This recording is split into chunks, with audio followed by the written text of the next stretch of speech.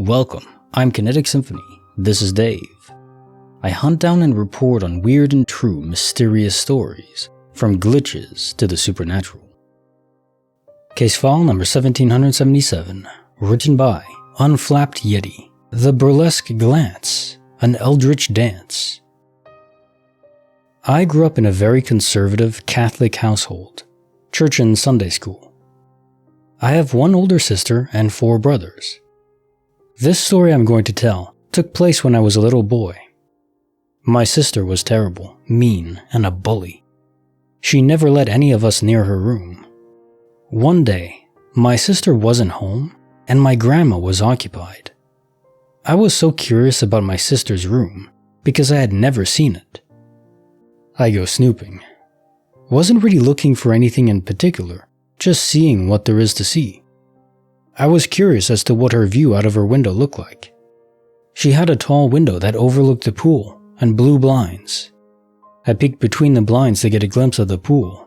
I should mention it is broad daylight. When suddenly I see a very scantily clad female figure saunter down the poolside. I could not see her upper half.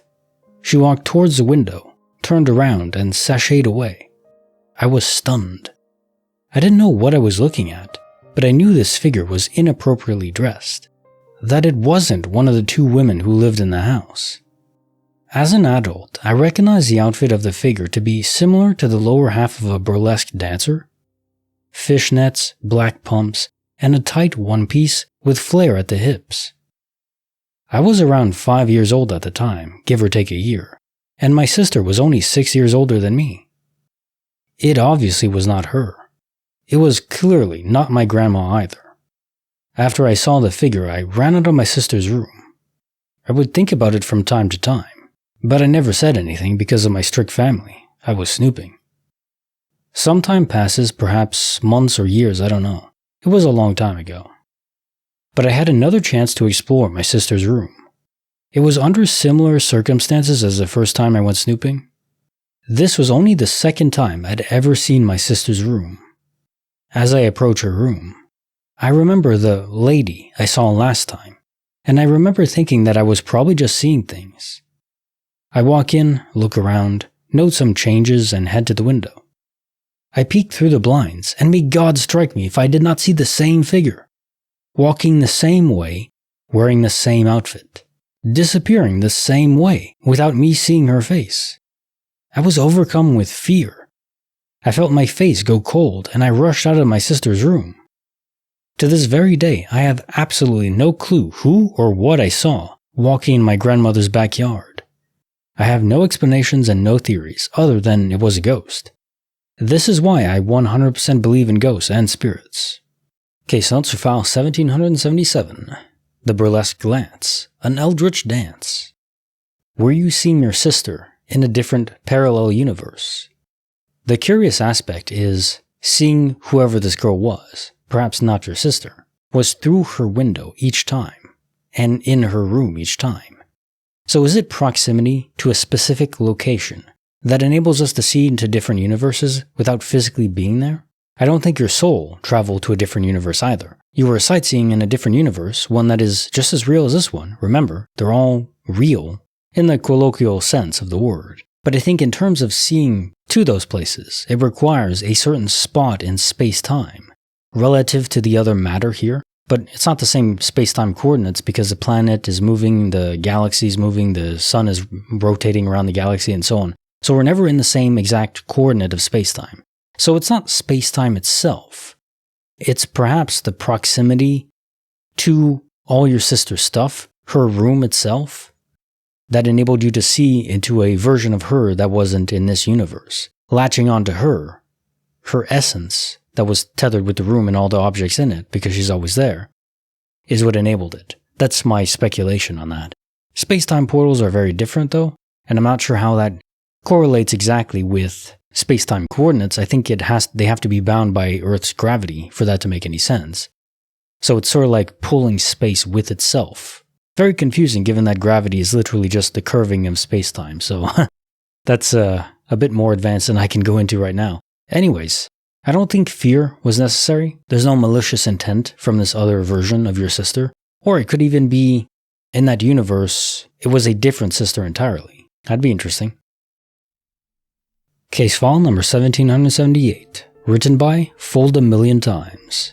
Memories twisted, truths unlisted. I know that the more you mull over and replay a memory, the less reliable it becomes. Your brain overwrites things, and it changes incrementally over time.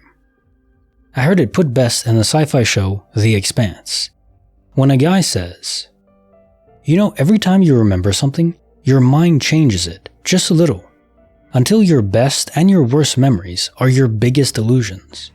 So I know that's a fact, but I have this memory that has since been deemed as traumatic. It's very detailed, about a thing that definitely happened in front of me, and it's incredibly vivid. But just this last week, I was able to ask someone who was there, and an adult at the time, how they remembered it. He was a cop and basically a professional witness. Broke down a little about how he avoids fuzzing up memories like that, but if his recollection is more reliable, then they have made up a whole extra scenes that did not happen, and that really bothers me. What happened? Short version.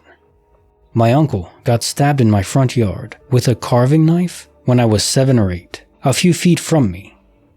He had yelled at a car that went speeding down our residential street, doing over double the speed limit. The guy came back 10 minutes later with the knife in his back pocket. My uncle was a knucklehead, fresh out of the US Marine Corps. Though he was reasonably also concerned that this guy pulled up like that with me and another cousin playing right there in the yard. He was basically moving to be between us and him. Anyway, when they got close, the guy pulled the knife and stuck him right in the gut. Almost killed him, but didn't quite. All this happened on the driveway, and the guy sped off right after. And other adults came out of the house and took care of my uncle until the ambulance showed up. My uncle never left the driveway and was lying on the curb when the ambulance showed up. But I remember this whole extra scene in which my dad and my uncle had to carry him into the house, put him on the bed, and my mother was doing first aid, etc. I remember them seeing me and my cousin standing there and sending us over to the neighbor's house. We were sent next door, but right there from the yard. And it's not a big deal, but the memory of what didn't happen is so vivid, and so are the parts that did happen. I can remember the Star Wars figure in my hand, Walrus Man, for the curious.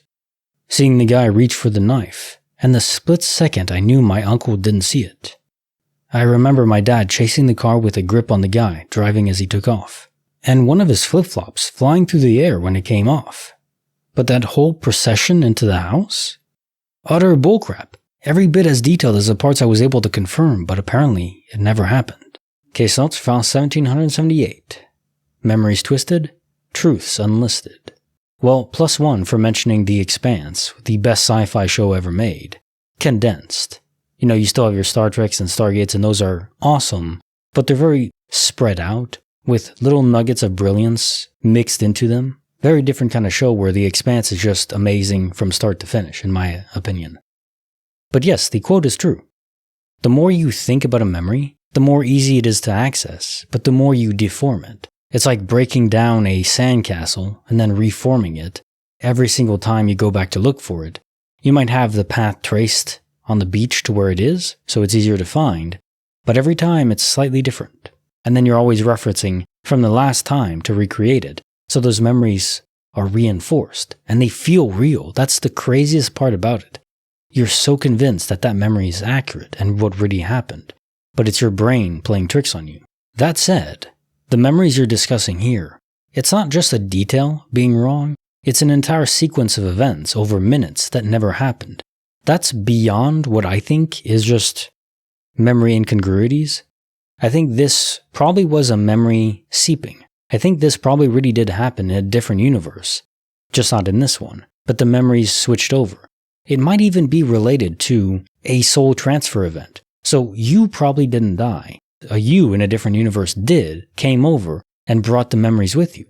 We always think of it for quantum immortality from the perspective of the person that died and has moved over to a different universe. But what about the person that's already there? Unless they're just like blank templates, but I don't think that's the case. I think we have a soul that's connected to each version of ourselves. And almost like in the movie The One, where they can merge and become stronger. Not like physically stronger like in that movie, which was fun, but no. We merge personalities and memories. So sometimes memories just come into play that we don't remember having because they didn't happen to us. Not the us in this universe, just in a different us. Which is kind of exciting. I don't want to wish death on any version of myself, but hey, if it happens, be interesting to see their memories. Now time for the quote of the day. The purpose of life is to fight maturity. Dick Werthimer. Hence my dad jokes every Friday and Saturday. Maybe maturity is the wrong word, but you gotta still enjoy life. Have some fun with it. Be serious when it's important, but never get so, like the old man meme, or cliche, getting old and get off my lawn, or I'm so mad. No, don't grow into that person. Fight against that. Because everything will kind of attune to that because you get older, you've seen everything. Basically, as you get older, the magic can be lost. So try to hold on to the magic. With humor, with new experiences, however you can. Like the video, subscribe, hit the bell. Kinetic Symphony signing off.